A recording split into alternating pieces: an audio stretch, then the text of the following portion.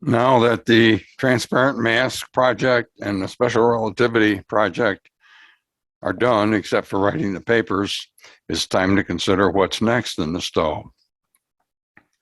This paper will show you about where we are, and many of the projects we've had in the past have threads which could lead to more interesting stuff, and those are all possible projects for what's next.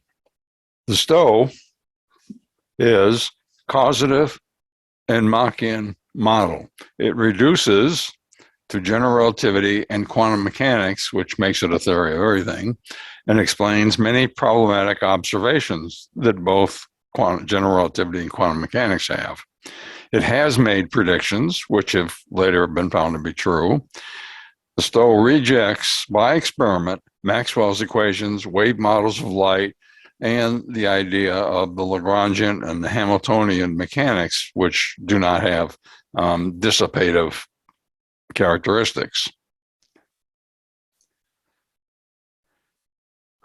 One thing we can look at is the constants of the universe. As a result of negative feedback loops, the problem here is identifying what the feedback loop is.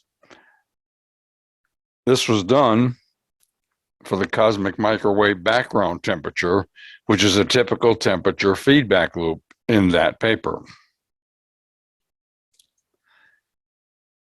Looking at the gravitational constant is another thing we can look at.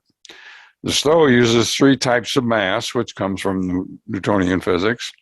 The weight, which in the STOE is a plenum gradient onto the surface area of a HOD. The inertial mass, which is in the plenum, so it supports wave actions. And the gravitational mass, which is what HODs cause in the plenum wave. This works well for photon simulation, which was done. So gravitational constant changes with body structure and perhaps with plenum level. The strong equivalence principle here is rejected, but the weak one is accepted.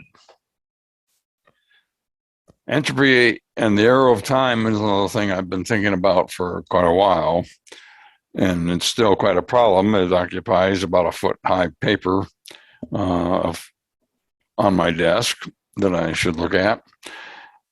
Universe entropy must include a dissipative or friction term. The standard models are Lagrangian and Hamiltonian, which do not. Therefore, the current universe model of entropy is not accepted. Causality of changing events implies energy input or output. If output, then the arrow of time from source to sink, as you see in the galaxy structure, suggests a constant universe entropy, rather than entropy is always increasing, as this current model suggests. We could also apply the redshift equation to the Pound-Reeve experiment. Z has already been applied to the Pioneer anomaly, all 10 of the anomalies, whereas the standard model only applies to one of the anomalies, which means it's not that good of a model. This model made predictions which were later confirmed to be true. We could apply the photon simulation to reflection, refraction, and the quantum eraser experiments. This has several problems associated with it.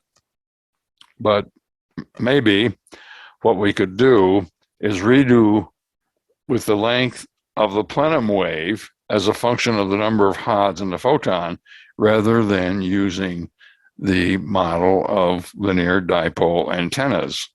Now, Bohm has suggested a point particle, and the STOE doesn't accept point particles, it accepts some extended space.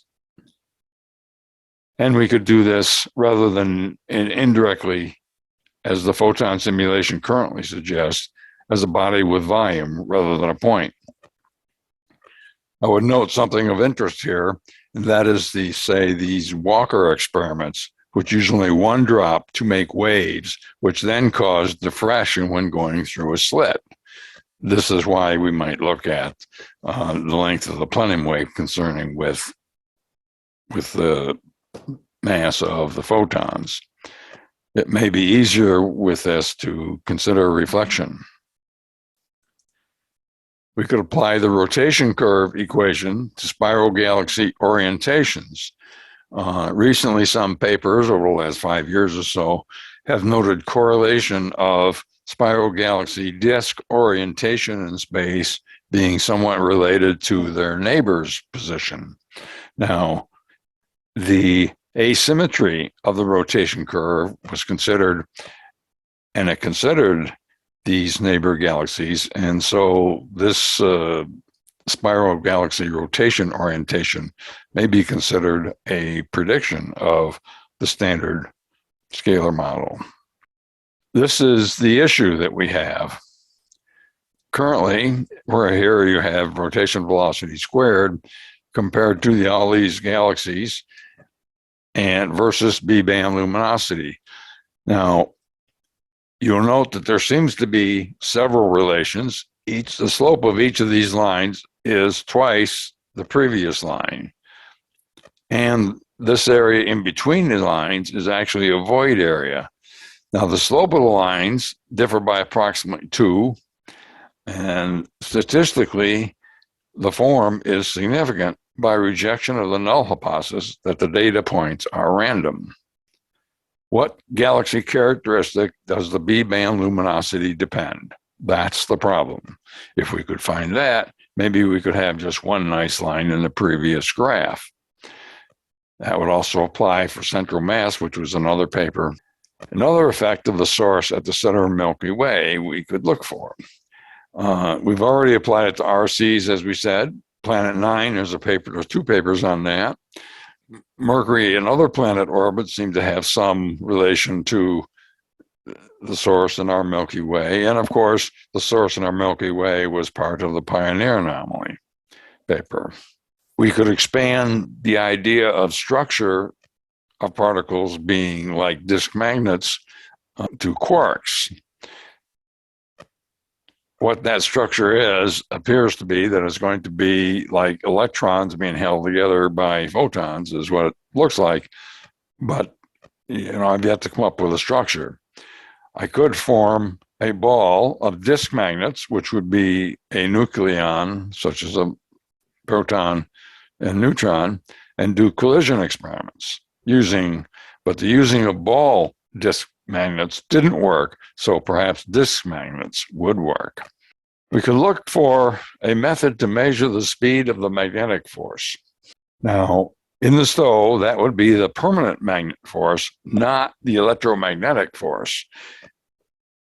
The STOE found that these 2 kinds of magnetic forces of Maxwell's equations are different. Now, one of them, the electromagnetic force, appears to be producing the electromagnetic waves which travel at the speed of light, and that is the speed of Hodds. DeSangro and others looked at the speed of a Coulomb force and found it to be many times the speed of light. And the STOE would suspect that the speed of the permanent magnetic force would be a plenum thing, and therefore would have a very high speed relative to the speed of light. The trouble is finding a way to measure that. Consciousness is something I think about for a while, but I think before the industry can go forward, it has to define just exactly what consciousness is. And that, of course, is lacking in today's discussions. STOE views life and societies as part of our universe. Therefore, the basic postulates of physics should also apply to life and societies. And I looked at that in this paper. But of course, the reverse is also true.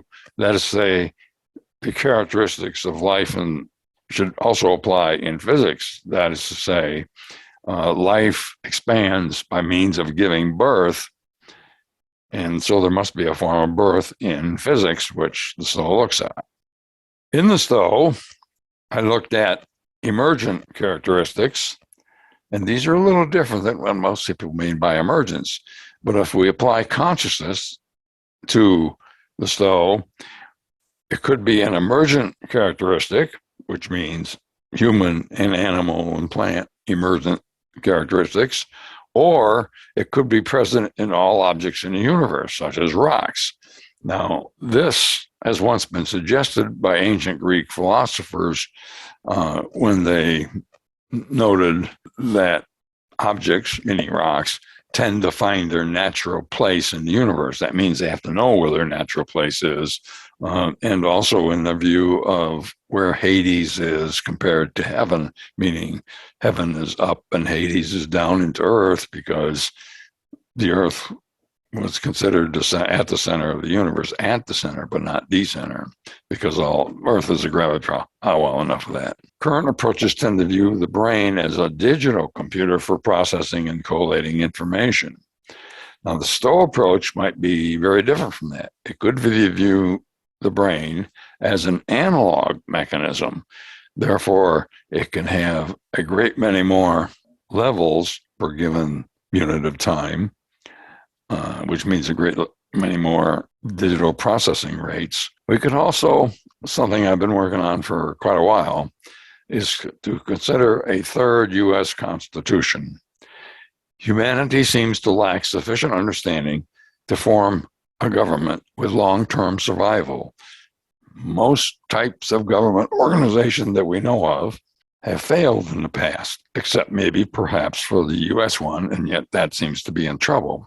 The best these organizations have done, such as the Roman Empire, is to transition from one form to another that collapses. That is to say, the nation collapses to a state, such as the Greek city-states, which then collapse to be tribes, etc. And I've written a couple of papers starting to examine this about steering humanity's growth and the growth challenge of the United States.